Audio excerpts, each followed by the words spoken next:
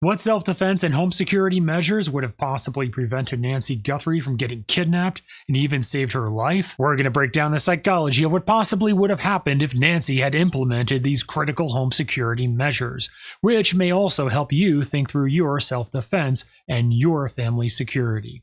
So now, let's get started. Breaking in and invading your home. It's so common, the FBI says a burglary occurs every 20 seconds. June, July, and August, burglaries spike. And it makes sense, right? So many of us away on vacation, or even if we're around, it's so nice out, we're not home. And the thieves know it. 75% of the thieves surveyed say they'd leave immediately if they discovered someone was home. You come face to face with one of these guys. You were just saying 75% said they'd run away if they saw somebody home. Yeah. You said it's the other 25% you really worry about. On February 1st, 2026, at approximately 2 a.m., Nancy Guthrie, the mother of famous longtime NBC Today Show host Savannah Guthrie, was apparently taken from her bed by a masked intruder. And my sister called me and I said, "Is everything okay?" Mm-hmm. And she said, "No." She said, "Mom's missing." And I said, "What? Yeah. What are you talking about?" She said, "She's gone." I mean, it's just absolutely terrifying. Yeah. And I can't imagine that is who she saw standing over her bed. Yeah. I can't. Mm-mm. It's too much. The terror that she must have felt is unbearable. However, despite being the mother of the famous Today Show host and also appearing on the Today Show herself multiple times, hi! It's brought by Savannah's mom. Savannah! Oh, I'm gonna tell you! Are you kidding me? Nancy apparently had nearly no home security measures in place. Her doorbell camera disconnected at 1:47 a.m. Another camera's software detected movement at 2:12 a.m. and her pacemaker monitoring application disconnected at 2:28 a.m. Officials say the cameras at her home did not send video to local or cloud storage, so there's no way to see what happened. Although she had a Nest doorbell camera and possibly another Wi-Fi camera in the back of her house, she did not pay the annual subscription fee to record and store the footage, but instead seemed to install those cameras to watch wildlife outside her home. Therefore, it took the FBI nearly a week to finally find the doorbell camera footage of the kidnapper. Investigators say they can't even find the camera. Only the mount is left behind. However, if she would have just paid the $60 a year to store the footage, police would have had the image of the suspect, possibly the day she was reported missing, which would have increased the chances that she would have been found. You know why? Yes, because the first 24 to 48 hours is typically the most critical window in an abduction investigation to find the missing person. Nancy Guthrie lived in a quiet suburban neighborhood in Tucson, Arizona, where crime was apparently extremely rare. Nancy seemed like a kind 84-year-old grandmother who, especially at this stage of her life, likely didn't have any real enemies or reason to fear becoming the target of a violent crime. However, psychologically, it's very common for good people to underestimate the possibility that bad people will harm them. You know why? My mom, Nancy Guthrie, and she is here to share one of her famous dinners. Yes, because most good people project their own morality onto the world around them and don't fully comprehend the mindset of bad, violent people. Hi, Mom. Hi. You ready to cook? I'm ready. This is something I really remember you making. You would want a weaker person. Elderly? Yeah. Elderly people. Even sitting here saying that, though, yeah, how awful it sounds to target an elderly person. It's insane. It's crazy because while you're under the influence and you're in that life, you have no remorse, you have no feeling. Also, violent offenders search for people who they perceive as vulnerable, trusting, isolated, physically weaker, or psychologically unprepared to resist them. And the doors were propped open. Yeah. And there was blood on the front doorstep.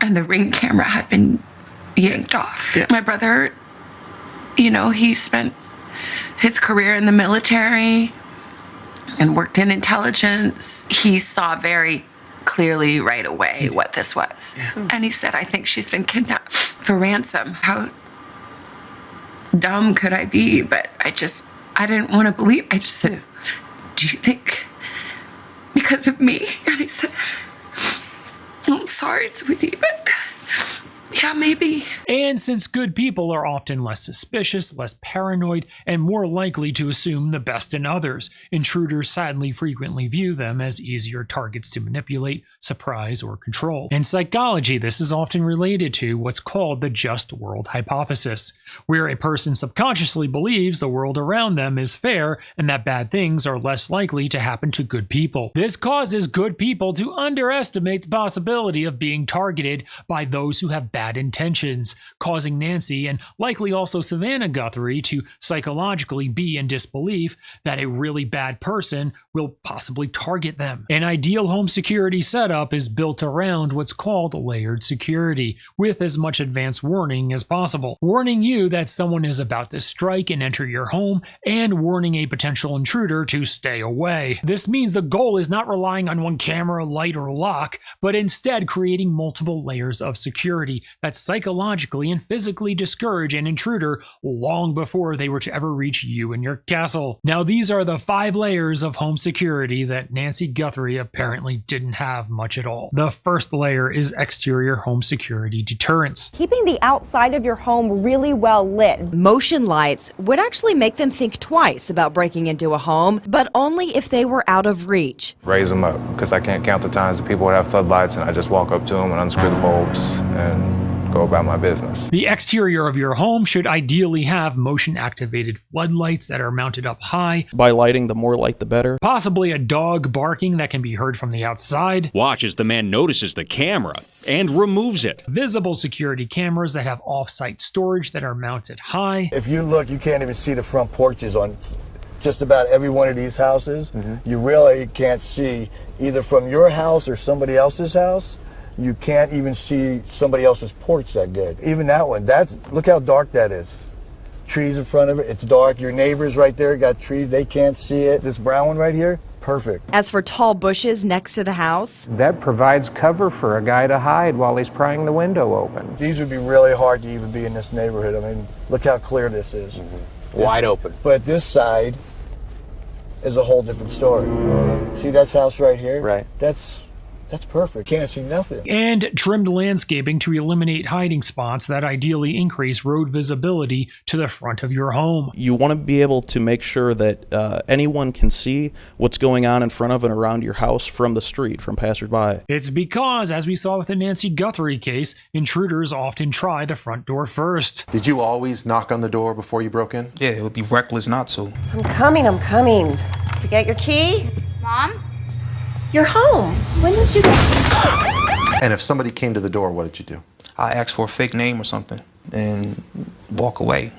Choose somewhere else. Where they sometimes just simply try to kick in your front door and make a mad dash throughout your home. We're watching the burglar now approach the front door. As you can see, he just broke the door. He's reaching around and he just bypassed the deadbolt that is the #1 security mechanism. And right away, he's got you some loot. He does. He's going for the purse. Most alarms, too, you're already in the house when they go off. You just got to go fast. So it's kind of taking that chance. Right. The porch, you can't see nothing in there. That's a house you could have kicked the door in. Psychologically, most intruders want speed, surprise, darkness, and low resistance. So simply taking those exterior deterrence measures can cause many intruders to avoid your home before they even try to enter. If I notice that there's not very many lights on in the home, or any lights on in the home, I'm going to walk up to the front door and knock on the front door versus ringing the doorbell. Now I'm going to knock and knock and knock until it's just pestering to make sure nobody's there. But in the process of doing that, I'm looking through the glass windows. I'm paying attention to reflections and shadows inside the home. But don't put the light on in the front room right by the window. Put the light on in the center of your home where it's not easily seen. If I can't see shadows coming from that light, it makes me weary. For example, if lights turn on as they approach your home, even if it's motion censored, they will psychologically feel that their cover has been blown. They may not know if someone at home flicked the light on and now we're looking at them, so naturally they may turn around and just say, forget it, it's not worth it. I'm gonna go up and knock on the door, If I don't hear nothing, nobody answers, or I don't see no lights come on, ain't no dog in there barking. They also know that if a dog starts barking as they approach the home, the homeowner may look outside to investigate, again increasing the likelihood that their presence will be detected. The whole idea is if they even attempt to approach your home, they'll just decide that it's not worth it and just go somewhere else. However, Nancy Guthrie sadly appeared to have taken very few exterior home security measures that would have deterred a kidnapper. A camera right at par, pointing straight out with LED lights around it that are lit up, yellow, red, or green, not just plain white lights. That's going to be a deterrent.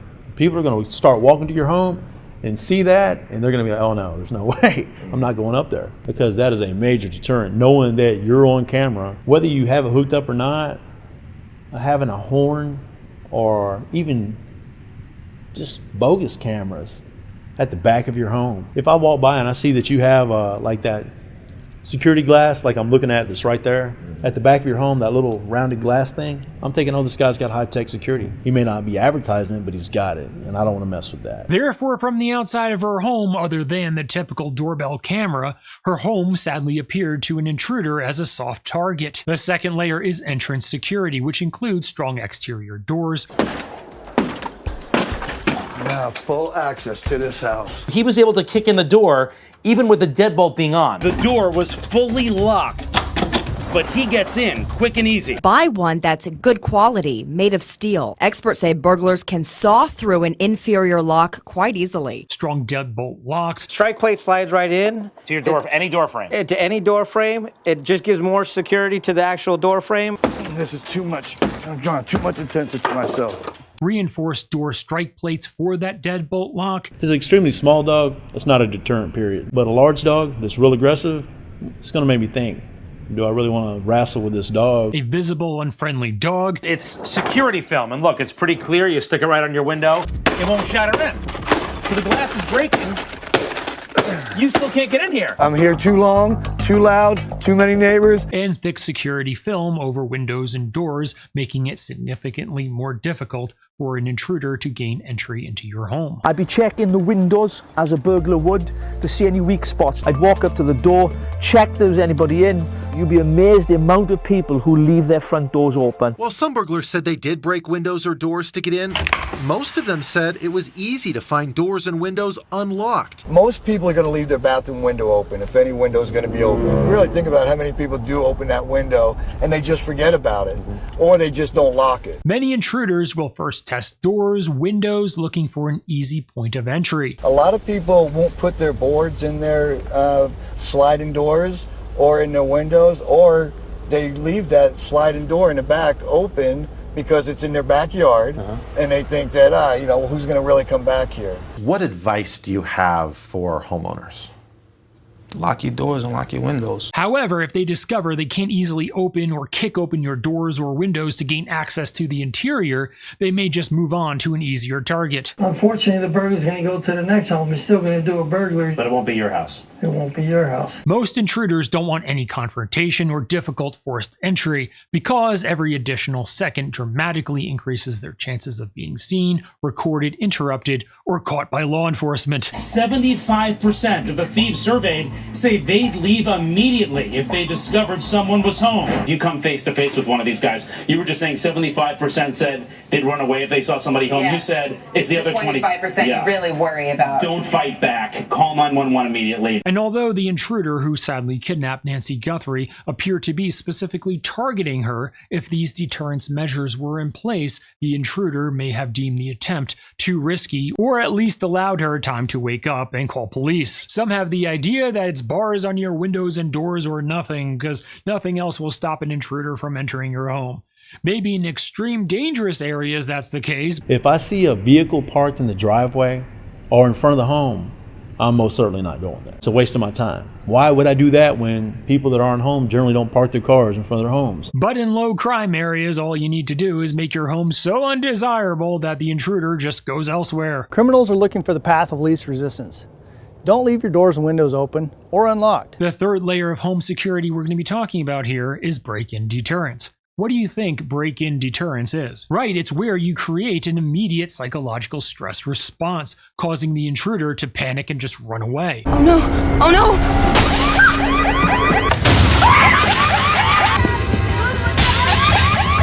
You can create this with alarm sounding from motion or glass break sensors on your doors and windows, motion sensor lights not only on the outside but also on the inside of your home, and a dog that won't stop barking. How about if a dog came to the door?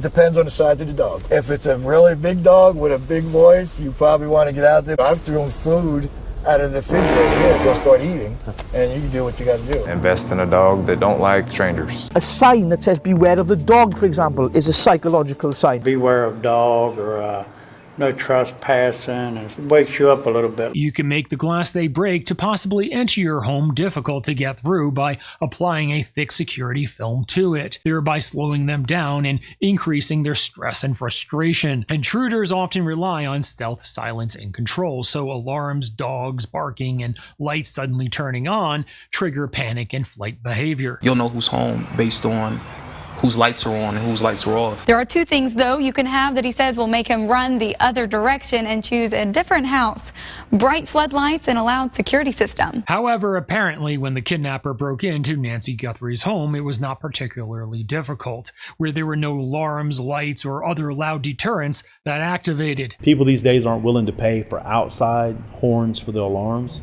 and that is ridiculous. Because if I bust your back window, an alarm system goes off that's not just contained inside your home. It's huge horns outside, sound like D-Day. I'm running. Even a simple noisemaker alarm may have deterred Nancy Guthrie's kidnapper, because if just the alarm sound goes off, most intruders assume the police are automatically coming, or someone in the home or a neighbor will call the police or at least look out their window to check on Nancy's house. So neighbors for you. It's number one, because I've gone up to a house where the neighbor came out to the front porch and says, "Can I help you? Who are you looking for?" And then stood out there and watched me leave. There have been so many times that I've gone and cased a neighborhood and stayed away from that neighborhood because it was obvious to me that there were people out walking. Neighborhood watch programs work. And even if that noisemaker alarm did nothing but just wake Nancy up ahead of time before the kidnapper reached her room, she would be able to call police. It's really sad because just the basic deterrence would have dissuaded the kidnapper, possibly saving her life. The fourth layer of home security we're going to be talking about is interior security. In case they finally enter your home, which if you implemented layers 1 through 3, they likely won't unless they're completely out of their mind or wish to go back to prison because they miss Bubba, interior defense will help further deter them. This is where motion sensor interior lights turn on, revealing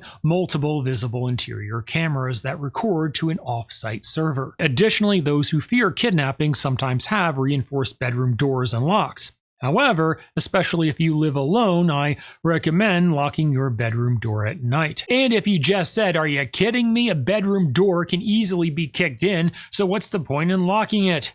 Can you guess why? Perfecting what times were best to go out. I would leave out in between 1 and 4 in the morning.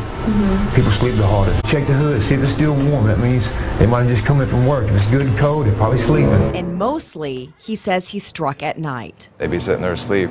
I'd go up to their nightstand, grab their purse or their wallet. Bedrooms first.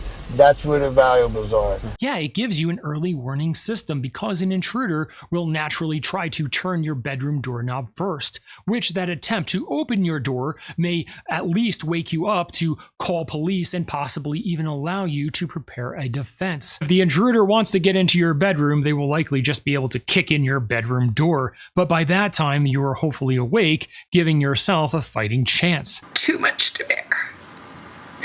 To think that I brought this to her bedside.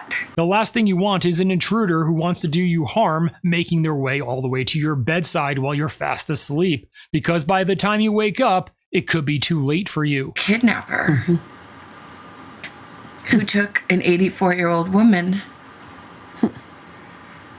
in the dead of night in her pajamas with no shoes. without her medicine. Therefore, based on what we know, it sadly doesn't appear Nancy Guthrie had any interior security in her home, specifically a locked bedroom door, because she apparently didn't call police, and it appears that creep abducted her right from her bed. And I can't imagine that that is who she saw standing over her bed. If she had locked her bedroom door, she would have at least had time to possibly call police, where it's possible they would have arrived when the kidnapper was sadly attempting to apparently forcibly remove Nancy from her home. However, if you have children in your home, you may not want to lock your bedroom door at night.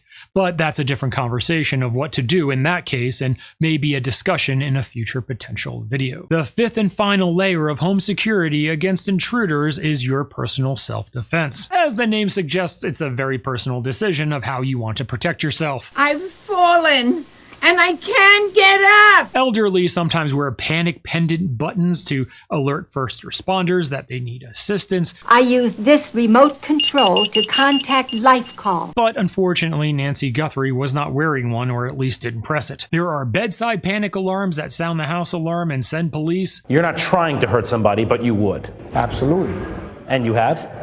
Unfortunately, yes. However, we need to assume that merely an alarm at this personal layer will not deter the intruder from doing you harm. Another guy came out with a big crowbar swinging at me. Therefore, some people keep a baseball bat, a long knife, a long metal flashlight, or even a pew-pew at their bedside. One time, a woman hollered to her son and said, "Go get the gun." And I certainly left. However, whatever you choose to keep at your bedside, make sure you train to use it and feel ready to deploy it accurately in a moment's notice, because you want to make sure you trust yourself using it when you're just half asleep. Yeah, no one wants a situation where you harm someone who should not have been harmed. And something that's often not mentioned is if someone does not want to keep a firearm at their bedside, bear spray is certainly better than nothing. You need to say, "No, go away." Believe it or not, it can actually be a decent alternative because it projects a large fog of pepper spray up to roughly 20 feet, which can help deter an attack by causing an intense eye irritation, coughing, difficulty breathing, and temporary disorientation. Have you been sprayed with mace? Absolutely. And that got you out of there? Yeah, I took the flight because, you know, it was painful, it was uncomfortable. However, since you'll likely be in the same confined space as the intruder when using it, you'll probably also inhale some of the spray yourself. So tactically, it's more of a spray and immediately run away type of defense option. However, Nancy apparently did not use any significant personal defense measure when the intruder sadly kidnapped her. I'm not suggesting that Nancy should have been armed with an AR, but even just bear spray would have given her a greater chance to escape from being kidnapped. One of the biggest mistakes people make is assuming all they need to do is just call 911 and then they're saved. But it usually takes 5 to 10 minutes for police to arrive. Therefore, there's sadly a lot of harm that can be done to you in that amount of time. A 20-year police officer of a rural suburban town once told me the number of times he personally caught someone in the act committing a non-vehicular serious violent crime. Can you guess how many times? 50 times, 25 times, 10 times, or 5 times? He said it was only just about 5 times in his whole 20 years of service. So was he just patrolling Emerald City?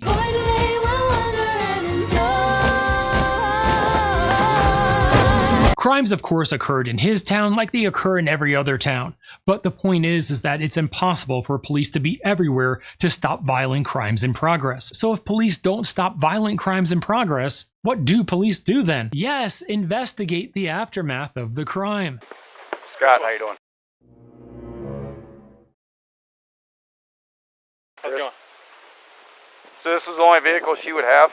Only one that, she would drive? Okay. Therefore, anyone who thinks that they don't need to know how to defend themselves and their family because they'll just call police to take care of it, they are dangerously naive. Yard's not manicured. I just think they're on vacation. And I will go to that house. The mailbox is full. That's nobody's home. I might wait until tomorrow and go by and see if the mail's still there. If the mail's still there, then I know. It's been 2 days, nobody's home. Nobody's scared of the UPS guy with a great big brown truck parked in the front yard. So if you're not open the door, that's telling me that you're not home. On trash day, that's like a big thing. You can go through and see who's home and who's not just by the trash being there or not. These security signs out front, does that change anything for you? No. Not at all? No, people stick them in. I wasn't dressed stereotypical as a criminal, wearing a hoodie or nothing like that. I was dressed regular, probably how you're dressed right now. The only time I've ever really was being somebody else is like a landscaping business, like I was telling you, you know, and that when you're going to drive up in a truck, you know, and have a lawnmower, you know, and just mow somebody's lawn, and somebody's mowing the front while you're breaking in the lawn. That was probably the best. That was good. After 8 a.m. in the morning, because everybody's gone to work or school or whatever, between 8 and around 2 o'clock. If you go past 2, like pushing 3, you're high risk. It's dangerous. Because people are going to come home.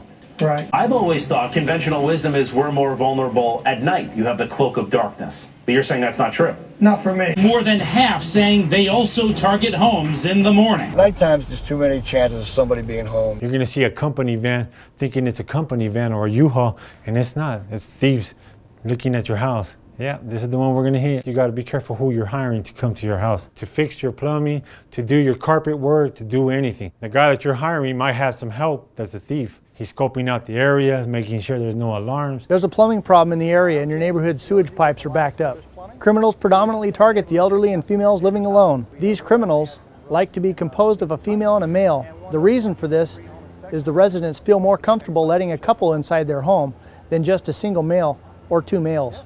Once inside, one criminal will do the talking to distract the resident while the other accomplices use an excuse to walk around the house, such as, "Can I use the bathroom?